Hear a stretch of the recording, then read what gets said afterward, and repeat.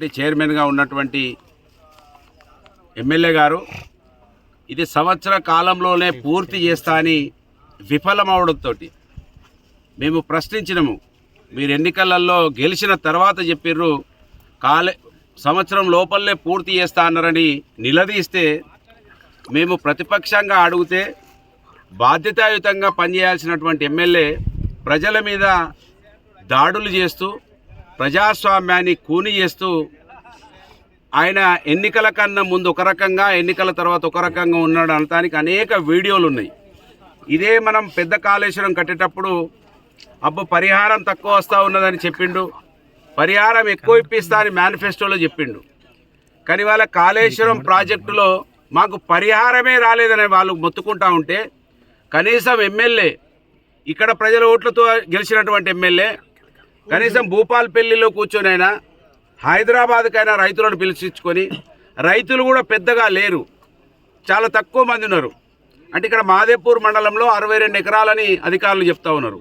కాటారంలో కూడా కొంత సమస్య ఉన్నది, ఈ మహమూతారంలో కొంత ఉండొచ్చు.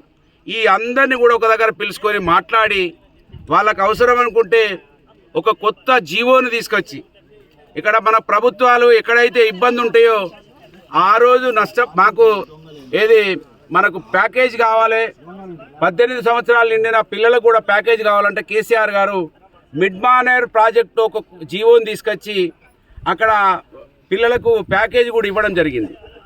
ఇక్కడ అటువంటి జీవోలు తీసుకురావాలి.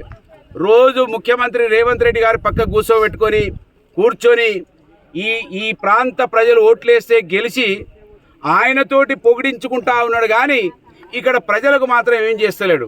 కనుక ఈ ప్రాంతంలో రైతులకు ప్రజలకు నేను అనేక సార్లు మొరబెట్టుకున్నా. మనము మంత్రి ఎమ్మెల్యే కుటుంబాన్ని ఆయన నమ్మితే గొర్రె కషాయాన్ని నమ్మినట్టు అవుతుంది. ఆలోచించండి, ఆయనకు మన ఓట్ల మీద ఉన్న ప్రేమ మన మీద ఉండదు.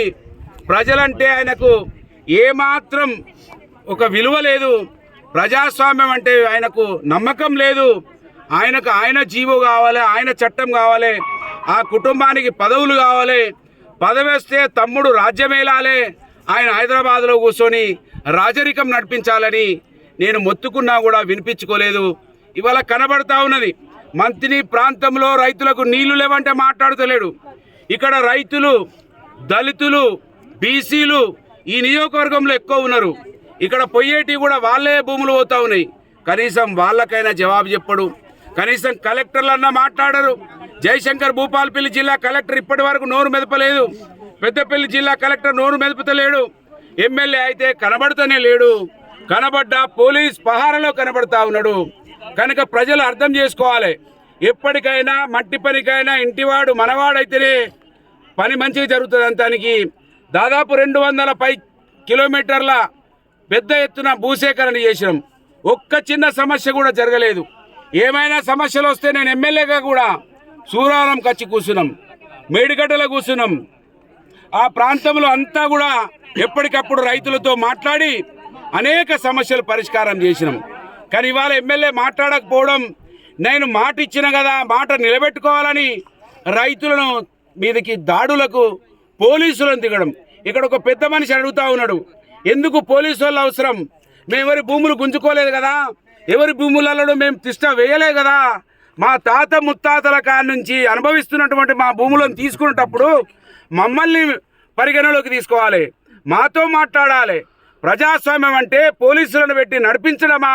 ఇదేనా రాహుల్ గాంధీ పట్టుకొని ఢిల్లీలో సంవిధానకు బచావ్ అని రాజ్యాంగం బుక్కును పట్టుకొని తిరుగుతూ ఉన్న రాహుల్ గాంధీ ఇక్కడ మంత్రిలో మీ ఎమ్మెల్యే ఏం చేస్తూ ఉన్నాడో కనీసం కూడా దృష్టి పెట్టమని మేము అడుగుతా ఉన్నాం. కనుక మీరు ఈ ప్రాజెక్టును పూర్తి చేయాలంటే మీరు ఎప్పుడో పైసలు ఇచ్చినా అని చెప్తున్నారు, పైసలు రాలేదని చెప్తున్నారు. ఇక్కడ రైతులు పైసలు వచ్చినాయా రాలేదా, వస్తే ఏ విధంగా వచ్చినాయో మీ దగ్గర పేపర్లు ఉంటాయి, పేపర్లు చూపించండి ప్రజలకి. మీ సంతకం ఉన్నదా, సంతకం కాదంటే ఎఫ్ఎస్ఎల్కి పంపించండి. మీరు అధికారంలో ఉన్నారు కనుక ఎఫ్ఎస్ఎల్ కూడా 1 రోజులో 2 రోజుల్లో కూడా వచ్చే అవకాశం ఉంటుంది. కనుక మెప్పించి ఒప్పించి ప్రాజెక్టులు కట్టాలి, కానీ ప్రాజెక్టులను పోలీసులను పెట్టి బుల్డోజ్ చేసి యువకులను ముసలి వాళ్ళను మీ పోలీస్ పహారాతోటి ఇబ్బందులకు గురి చేస్తూ ఉన్నారు. ఇది మంచిది కాకపోతే మంచిది కాదని నేను హెచ్చరిస్తూ ఉన్నాను. మంత్రి ఎమ్మెల్యే నోరు విప్పాలి. మీరు ఈ ప్రజల ఓట్లతోటే, మరీ ముఖ్యంగా జయశంకర్ భూపాలపల్లి జిల్లాలో ఉన్నటువంటి 5 మండలాల ప్రజలు మీకు ప్రతిసారి అధికారం రావడానికి కారణమవుతా ఉన్నారు. మంచి మెజార్టీ ఇస్తూ ఉన్నారు. వీళ్ళ కోసమని ఆలోచించమని నేను డిమాండ్ చేస్తూ ఉన్నాను. ప్రభుత్వం నుంచి ఒక జీవో తీసుకొచ్చి వాళ్ళకు పరిహారం ఇచ్చిన తర్వాతనే మీరు అడుగుపెట్టాలి. నేను ఏజెన్సీని కూడా డిమాండ్ చేస్తున్నా, మీరు పైసలు ఇప్పించి పనులకు రావాలి తప్ప మీరు ఒకరోజుతోటే ఇళ్ళలకంగానే పండగ కాదు.